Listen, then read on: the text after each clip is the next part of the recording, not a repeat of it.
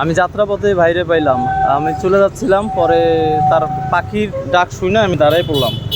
ভাইয়ের নাম কি আপনার? আমার নাম মোহাম্মদ রহমত আলী। আপনি কি আপনার প্রফেশনাল ব্যবসায়ীটাই? হ্যাঁ হ্যাঁ, ব্যবসায়ীটাই আমি। দৈনিক কত টাকা ইনকাম করেন? এই ব্যবসার তো ঠিক নাই, 1000 টাকা হয়, 1500 হয়, 2000 হয়, 700-800 টাকা হয়। আপনি মূলত যে কোনো গান উঠাইতে পারেন এই বাঁশিতে? একটা কোন গান উঠাবেন, উঠান তো। হিন্দি উঠাবেন না বাংলা উঠাবেন? দেই 2-3টা সুর দিয়ে দিই আপনি। দেন।